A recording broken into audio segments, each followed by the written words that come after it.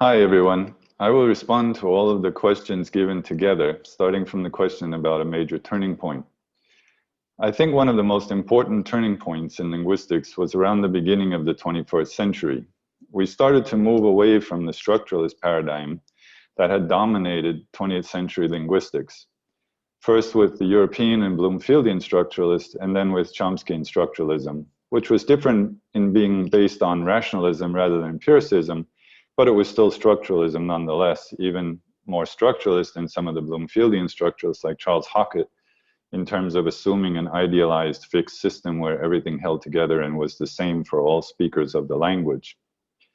One aspect of the turning point was that people began to move towards more empirical approaches, but not like the Bloomfieldian structuralist empiricism, which was based on the philosophy of science known as logical positivism, which argued that since we could not see what was going on in people's minds, we should not talk about meaning and other types of what they called mentalism.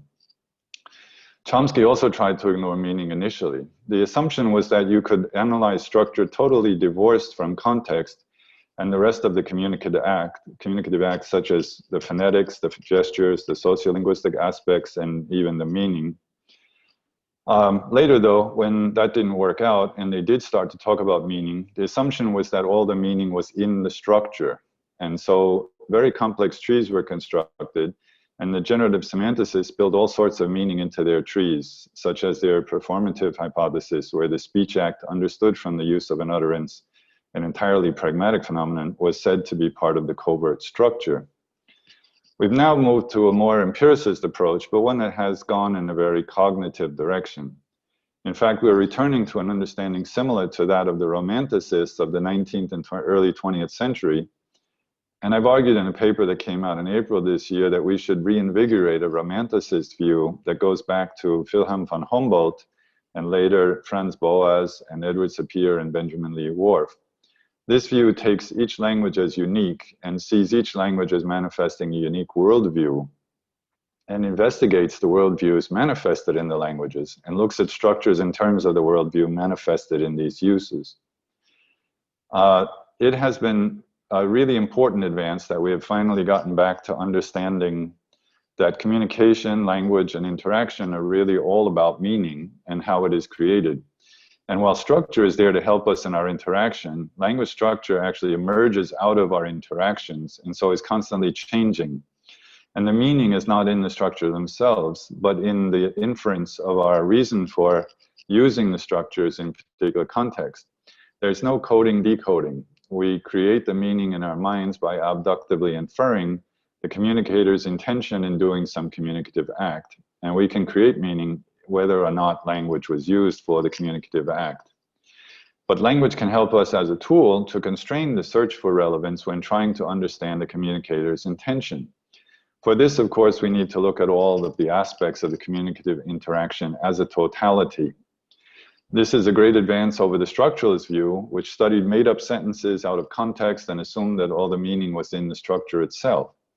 Because of these problematic assumptions, the structuralists would give very complicated analyses of the structures when in fact the structure itself is quite simple.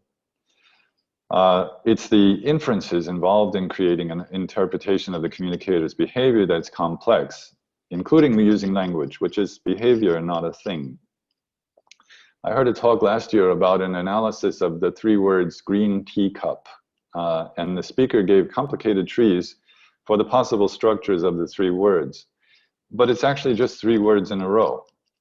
In reality, that's all there is. And so any analyses you put on that, any meaning you create from that, it's all created in your head.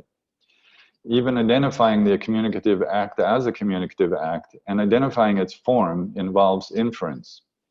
We can just say one word in response to somebody, but that person can create a very complicated meaning out of that, and that's because the meaning is not in the word itself.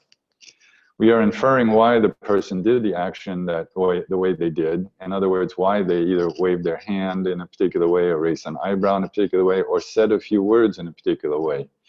And it's all very contextual. And so you cannot just take the form out of the overall context of the communicative interaction. Now we're returning to a more integrated approach, and this is really leading towards tremendous progress in linguistics. The usage-based and constructionist approaches that have now become popular are part of the move to a more empirical and integrated way of doing linguistics. And they're leading to greater understanding of language and its uses and how it changes. The empiricist turn has led to linguists once again doing field work. And this is another great thing, and doing it in a more empirical way than before. So we have much more natural data on more languages than before, and doing much more inductive analysis of extensive natural data. And so we are starting to see the great diversity of organizational principles and structures manifested in languages.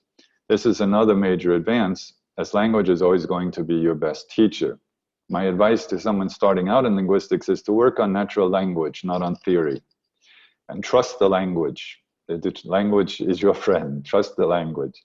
Do not try to force the language into any kind of preconceived notions. Don't start with a theory and then look at the language. Start with the language and work inductively. The theory will arise from your understanding.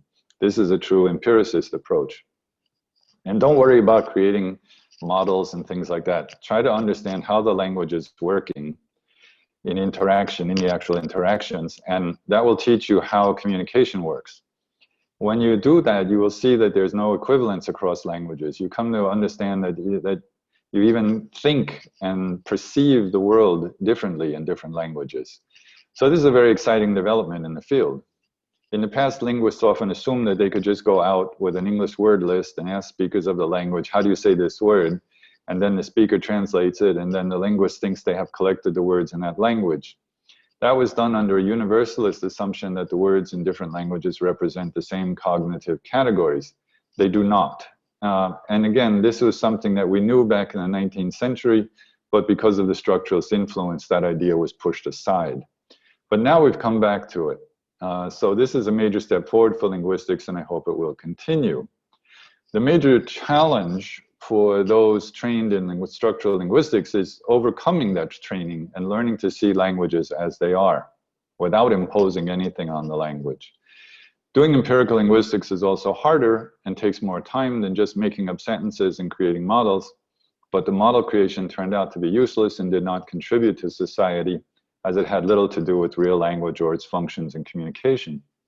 The empirical approach has much to offer in showing the diversity of languages and their value, and in showing how communication works if those in artificial intelligence want to create a more human-like communicative robot. Artificial intelligence has moved to some extent in that direction by dropping rule-based symbolic artificial intelligence and moving to inductive artificial intelligence, but it needs to develop an abductive artificial intelligence to be able to approach the ability of human communicators. And empirical linguists could help with that. Thank you very much.